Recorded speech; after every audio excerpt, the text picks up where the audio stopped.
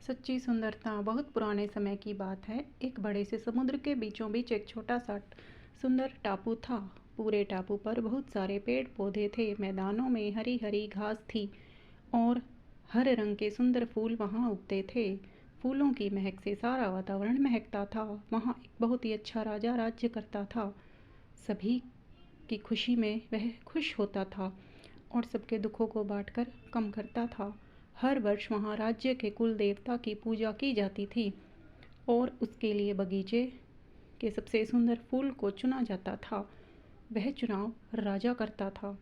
उस भाग्यशाली फूल को कुल देवता के चरणों में चढ़ाया जाता था।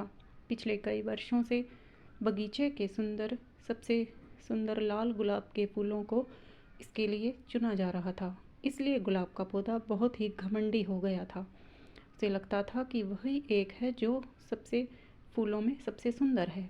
घमंड के कारण वह तितलियों और मधुमक्खियों को अपने फूलों पर बैठने नहीं देता था।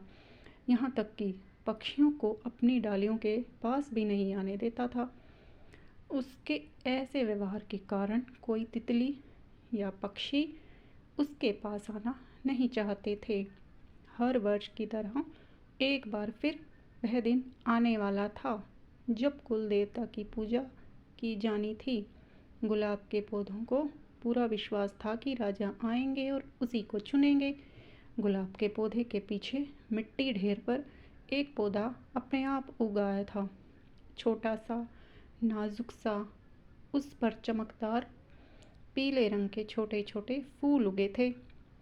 वह एक जंगली पौधा था, इसलिए कभी कोई उसकी ओर ध्यान नहीं देता था। उसके फूल छोटे थे लेकिन बेहद सुंदर थे। घंटी के आकार के उन फूलों की पंखुड़ियाँ किनारों पर गहरे लाल रंग की थी। वह जानता था कि उसकी ओर कोई ध्यान नहीं देता है, फिर भी वह बड़े प्यार से सभी तितलियों और पतंगों को अपने पास बुलाकर अपना रस पीने देता था। पक्षी उसकी डालियों पर बैठकर खुश होते थे। यह सब देखकर पौधे को खुशी होती थी कि वह किसी के काम तो आ सका। और फिर वह दिन आया जब राजा बगीचे में फूल चुनने आए। माली उन्हें सीधा गुलाब के पौधे के पास ले गया। इस बार तो गुलाब और भी सुंदर और बड़े खिले हैं, महाराज, वह बोला। उसने सबसे बड़ा गुलाब तोड़ने के लिए हाथ बढ़ाया, लेकिन महाराज ने रोक लिया। वे किसी और सुंदर फूल को ढूंढ रहे थे। वापस जाने के लिए जैसे ही घूमे, उनकी निगाह पीले रंग के फूल पर पड़ी। उन्होंने घूम कर देखा तो उनको वह पीला फूलों वाला जंगली पौधा दिखाई दिया। उसके पास अनेक तितलियां और पतंगे घूम रहे थे, जबकि गुलाब का पौधा अकेला अलग खड़ा था। राजा धीरे से जंगली पौधे के पास गए और बोले, यह वह पौधा है जो बिना पानी खाद के उगाया है।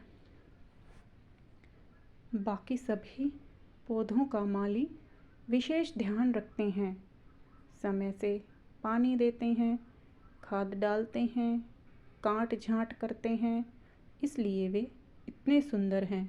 लेकिन यह वह पौधा है जो अपनी हिम्मत से खड़ा है, फिर भी कितना स्वस्थ है, सुंदर है।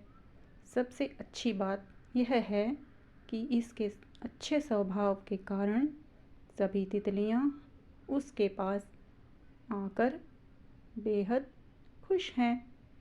यही है सच्ची सुंदरता। इसलिए कुल देवता की पूजा के लिए मैं इसी जंगली फूल को चुनता हूँ। कहानी कैसी लगी दोस्तों? अगर पसंद आए तो लाइक और सब्सक्राइब ज़रूर करें। धन्यवाद।